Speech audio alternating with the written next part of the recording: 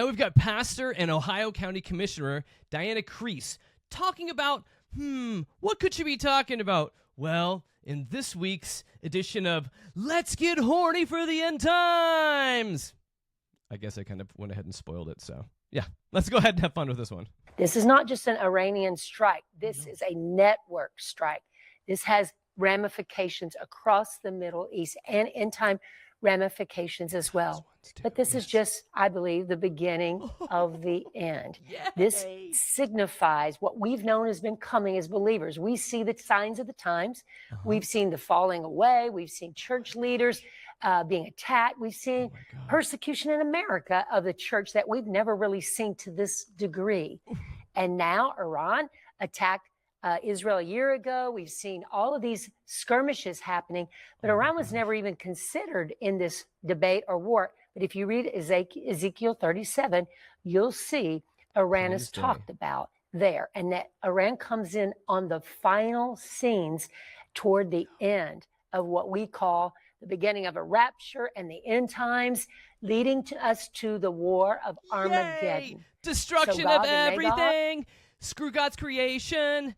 I'm going to tell you, that seat that she's sitting in right now, that thing is dripping wet. She is so horny for the end times. It is amazing. And that's what it blows my mind about Christianity, about folks that are like this, that have their heart set on the world ending, people being thrown into judgment forever, and them going off to heaven and being in mansions. They get downright giddy and horny over this, which tells me one huge thing. They have no idea what it means to be a Christian to begin with.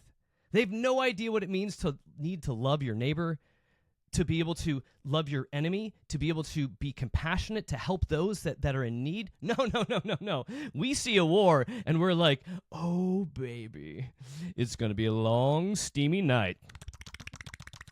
This is insanity. It is insanity. It is insanity. And it is a worldview that is so incredibly toxic and so devoid of reality and even devoid of Scripture as well, too. When she's trying to knit together these different parts of Scripture to say it means this, it doesn't mean this. It doesn't at all. It is a terrible reading of Scripture. But guess what? The end times aren't a-coming. But folks like this are going to continue to push those end times. And if you ever grew up around this panic behind, when's God going to return? He's going to come back like a thief in the night. Well, you should check out my book, The Tribulation Survival Guide. How to Stay Alive When Everything Else is Dead. This is satire for the soul. It takes all of these ideas of the end times, and it teases them to their logical conclusions. And it gives you a guidebook on how to survive if you're left behind.